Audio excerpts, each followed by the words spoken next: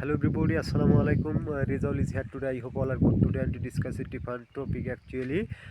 How to think in English. আমরা কিভাবে ইংরেজিতে চিন্তা করব। We can think in English only two way. আমরা দুটি উপায় ইংরেজিতে চিন্তা করতে পারি। Number one is thinking. এক নম্বর যে বিষয়টা হলো সেটা হলো চিন্তা।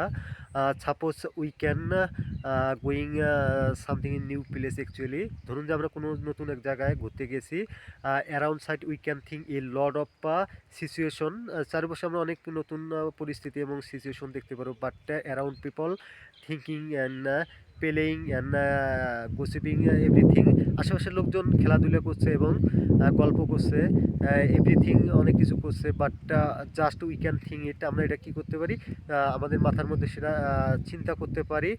The second number is what happen for তোমরা আমরা, এবং আমরা আগামীকাল কী করবে সেই বিষয়টা আমাদের মাথার মধ্যে সেট আপ করে নিতে পারি। Suppose we can go new place actually with our friends and our family members. ধরুন আমরা আমাদের পরিবার এবং আমাদের বন্ধুদের সাথে আগামীকাল একটা নতুন কোনো জায়গায় আমরা যাচ্ছি।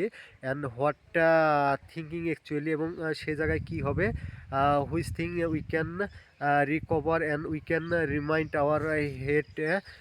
সেই পরিস্থিতিটা আমাদের মাথায় ধরে রাখার জন্য we can make for something our head.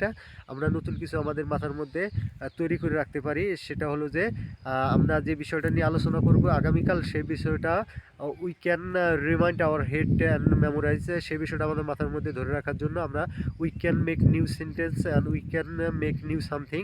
এবং সেই বিষয়টা ধরে রাখার জন্য আমাদের মাথার ভিতরে আমরা সেটা কী করতে পারি, আগামীকালে যে কাজটা হবে সেটা আমরা ধরে রাখার জন্য, আমাদের মাথার স্মৃতিতে ধরে রাখার জন্য যা করা প্রয়োজন সেটা আমরা করতে পারি। Both way we can improve our self and we can speak fluently. Thank you everybody. See you another video. Thank you everyone.